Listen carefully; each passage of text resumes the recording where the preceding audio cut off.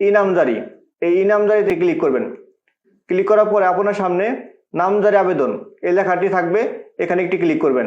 সফলভাবে পরিশোধ করার পর নামজারি সিস্টেম থেকে 7 দিন মেয়াদী একটি ভূমি নামজারি আবেদনের কোড ফি নম্বর প্রদান করা হবে। এখন খেয়াল করুন, নতুন নামজারি আবেদনের কোড ফি নম্বর তৈরি করতে চাই। প্রথম অবস্থায় আমি এখানে একটি ক্লিক করে নিচ্ছি। ক্লিক করে নেওয়ার পরে এখান থেকে আপনি প্রথম অবস্থায় বিভাগ সিলেক্ট করবেন। বিভাগ ঢাকা দিলাম, দেওয়ার পরে জেলা অর্থাৎ যে জেলার সম্পত্তি সেই জেলা এখান থেকে সিলেক্ট করতে হবে, মানিকগঞ্জ জেলা। তারপরে উপজেলা হরিরামপুর ক্লিক করলাম। ক্লিক করার পরে আবেদনকারীর জাতীয় পরিচয়পত্র নম্বরটি এখানে সঠিকভাবে লিখতে হবে। এখানে জন্ম তারিখটি সঠিকভাবে লিখে দিবেন আইডি কার্ড অনুযায়ী। মোবাইল নম্বর অর্থাৎ আবেদনকারীর সচল একটি মোবাইল নম্বর এখানে লিখতে হবে। এই মোবাইল নম্বরে SMS যাবে। আমি এখন আবেদনকারীর মোবাইল নম্বরটি লিখে দিচ্ছি। মোবাইল নম্বরটি লেখার পরে পরবর্তী লেখার ভিতরে একটি ক্লিক করবেন। ক্লিক করার পরে আমি এখান থেকে সরাসরি ইন্টারনেট ব্যাংকিং এখানে ক্লিক করছি। এখানে ক্লিক করার পরে অগ্রসর হন এখানে ক্লিক করুন। ক্লিক করার পরে আপনার সামনে এই পেমেন্ট গেটওয়েটি চলে আসবে। আমি বিকাশে পেমেন্ট করব বিধায় আমি বিকাশে ক্লিক করছি। ক্লিক করার পরে পেমেন্ট, এই পেমেন্টে একটি ক্লিক করবেন। ক্লিক করার পরে 20 টাকা কেটে নেওয়া হবে, এই মর্মে এখানে আপনাকে বিকাশ অ্যাকাউন্ট নম্বরটি লিখতে হবে। এই কনফার্মে একটি ক্লিক করবেন। কনফার্মে ক্লিক করার পরে আমার বিকাশ নম্বর থেকে 20 টাকা কেটে নেওয়া হবে। এরপর আবেদন ফর্ম, এই আবেদন ফর্মে একটি ক্লিক করবেন। ক্লিক করার পরে কোড ফি নম্বরটি আমি এখানে লিখে দিচ্ছি। কোড ফি নম্বরটি লিখে দেওয়ার পরে সেই মোবাইল নম্বরটি এখানে লিখবেন। মোবাইল নম্বরটি লিখে দেওয়ার পরে ভেরিফাই এখানে একটি ক্লিক করবেন। এখানে মালিকানার ধরন আছে, এখান থেকে আপনি কি সূত্রে মালিক সেটা এখান থেকে আপনাকে সিলেক্ট করতে হবে। এখানে যদি ক্রয় সূত্রে হন তা ক্রয়তে ক্লিক করবেন, আর যদি ওয়ারিশে হন ওয়ারিশে ক্লিক করবেন। ব্যক্তি মালিকানা জমির জন্য আবেদন এখানে ক্লিক করবেন। ক্লিক করার পরে 18 বছরের ঊর্ধ্বে সকল গ্রহীতার জাতীয় পরিচয়পত্র আছে কি, যেহেতু সবার আইডি কার্ড আছে আমি এখান থেকে হাতে ক্লিক করছি। যেহেতু যার সম্পত্তি সে আবেদন করছে তাহলে এখানে গ্রহীতায় ক্লিক করব। জাতীয় পরিচয়পত্রের সাথে প্রদত্ত তথ্যের হুবহু মিল না হলে আবেদন প্রক্রিয়া সম্পূর্ণ হবে না, অর্থাৎ জাতীয় পরিচয়পত্রের সাথে সম্পূর্ণ মিল রেখে তথ্যগুলো আপনাকে এখানে ফিল আপ করতে হবে। প্রথম অবস্থায় এখানে আপনি লিখতে হবে জাতীয় পরিচয়পত্র নম্বর, জন্ম তারিখ অর্থাৎ আইডি কার্ডে থাকা জন্ম তারিখটা এখানে লিখবেন। আবার নিচের দিকে আছে নাম, অর্থাৎ আইডি কার্ডে থাকা নামটা হুবহু এখানে লিখতে হবে। পিতার নাম অর্থাৎ আইডি কার্ডে যে নামটা আছে সেটাই। মাতার নাম লিখে দিচ্ছি। মাতার নাম লিখে দেওয়ার পরে তারপরে লিঙ্গ অর্থাৎ সে পুরুষ না মহিলা সেটা সিলেক্ট করতে হবে। মোবাইল নম্বর অর্থাৎ পূর্বে আপনি যে মোবাইল নম্বরটা ব্যবহার করছিলেন সেই মোবাইল নম্বরটা এখানে লিখে দিবেন। ইমেল আইডি দিলে হবে না দিলে হবে, এটা কোনো সমস্যা নেই। এখন আসলে মৌজা নির্বাচন করুন। বিভাগ ঢাকা, জেলা মানিকগঞ্জ, উপজেলা হরিরামপুর, মৌজা বাসুদেবপুর। এখানে সর্বশেষ রেকর্ড অথবা নামজারি হতে জমি মালিকানা ধারাবাহিকতা আছে কিনা অবশ্যই এখানে হ্যাঁ করবেন, অর্থাৎ এই পাশ থেকে আপনি পাশাপাশি 3টা হ্যাঁ করবেন, এই পাশ থেকে 3টা না করবেন। না দেওয়ার পরে সর্বশেষ অর্থ বছরে ভূমি উন্নয়ন কর পরিশোধ করা আছে কিনা অবশ্যই এখানে হ্যাঁ করবেন। হ্যাঁ দেওয়ার পরে আবেদনে তফসিলভুক্ত জমির সর্বশেষ জমির তথ্য, আমার যেহেতু RS সেটা আমি RS দিচ্ছি, আপনাদের যদি অন্যটা হয় BS অথবা BRS যেটা হোক সেটা আপনি এখান থেকে ক্লিক করতে পারবেন। আবেদনে বর্ণিত তফসিল এখানে জমিতে ক্লিক করবেন।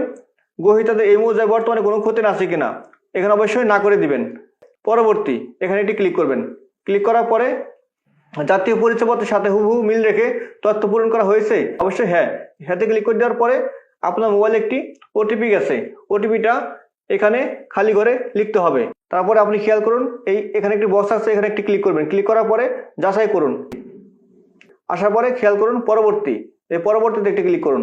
ক্লিক করার পরে আপনাকে খতিয়ানের ধরন অর্থাৎ আপনি সর্বশেষ যে খতিয়ান যে জমিটা খারিজ করবেন সেই জমির তথ্য এখানে দিতে হবে। RS না নামজারি যেটা আছে সেটা আপনি এখান থেকে দিবেন। যেহেতু আমার নামজারি খতিয়ান সেটা নামজারি ক্লিক করছি, RS হলে আপনি RS এ ক্লিক করবেন। নামজারি ক্লিক করার পরে নামজারি বা খারিজ খতিয়ান নম্বরটা এখানে লিখতে হবে। লেখার পরে ভেরিফাই অপশন আছে, এই ভেরিফাইতে একটি ক্লিক করবেন। ক্লিক করার পরে যদি আপনার খারিজটা অনলাইনভুক্ত থাকে তাহলে সরাসরি এখানে দাগ নম্বরটা চলে আসবে ওই খতিয়ানে, যদি না থাকে তাহলে আপনাকে এখানে লিখে দিতে হবে জমির মাপক বা পরিমাণ, অর্থাৎ আপনি যে জমিটুকু খারিজ করার জন্য আবেদন করছেন সেই সম্পত্তির অংশটুকু এখানে লিখবেন। দলিল নম্বর অর্থাৎ আপনার সর্বশেষ যে দলিলটা হয়েছে এই সম্পত্তির সেই দলিল নম্বরটি এখানে লিখে দিতে হবে। দলিলের তারিখ অর্থাৎ কয় তারিখে সম্পত্তি রেজিস্ট্রি হয়েছে আপনার সেই তারিখটা এখান থেকে লিখে দিবেন, 20 তারিখ। দেওয়ার পরে দলিলে ভূমির মূল্য অর্থাৎ যে সম্পত্তিটা আপনি ক্রয় করেছেন সেই সম্পত্তির মূল্য দলিলে কত উল্লেখ আছে সেটা এখানে লিখতে হবে। আমি লিখে দিচ্ছি 1 লক্ষ টাকা। লেখার পরে জেলা মানিকগঞ্জ, সাব রেজিস্ট্রি অফিসের নাম অর্থাৎ যে রেজিস্ট্রি অফিস থেকে আপনার সম্পত্তিটা রেজিস্ট্রি হয়েছে সেই অফিসের নামটা এখান থেকে সিলেক্ট করতে হবে। জেলা এবং উপজেলা এবং ঠিকানাটা গ্যাপ আছে, এটা আপনাকে ফিল আপ করতে হবে। এখান থেকে আমি জেলা দিচ্ছি। লিখে দেওয়ার পরে খেয়াল করুন গ্রহীতা তথ্য সংযুক্ত করুন। যদি একাধিক আবেদনকারী হন তাহলে এখানে ক্লিক করতে হবে, আর যদি একক হন তাহলে আর এখানে ক্লিক করার প্রয়োজন হবে না। তারপর আছে আবেদনকারীর ছবি অর্থাৎ যে ব্যক্তি খারিজের জন্য আবেদন করছে তার ছবিটা এখানে সংযুক্ত করতে হবে। খেয়াল করুন সেম তথ্যটা কিন্তু নিচে অটোমেটিক নিয়ে নিয়েছে। এর পরবর্তী একটি ক্লিক করতে হবে। ক্লিক করার পরে খেয়াল করুন দাতা তথ্য সংযোজন করুন অর্থাৎ কে আপনার কাছে সম্পত্তিটা বিক্রি করলো বা কার নামে রেকর্ড আছে তার তথ্যটা এখানে সংযুক্ত করতে হবে।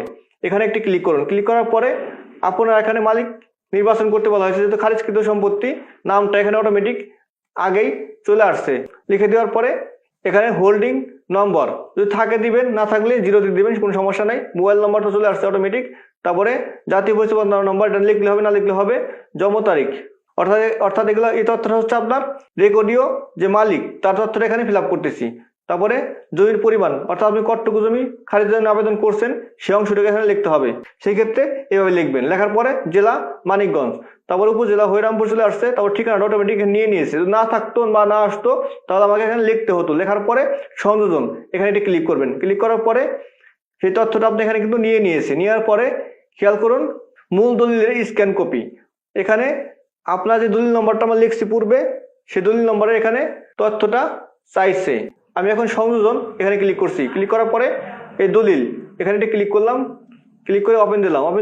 ওপেন দেওয়ার পরে এখানে চলে আসছে। আসার পরে খেয়াল করুন জমির চৌহদ্দি সহ হাত নকশা অর্থাৎ যে জমিটা আপনার ক্রয় করছেন সেই দলিল একটা নকশা পেজ আছে, সেই পেজের একটি পিডিএফ ফাইল এখানে সংযোজন করবেন।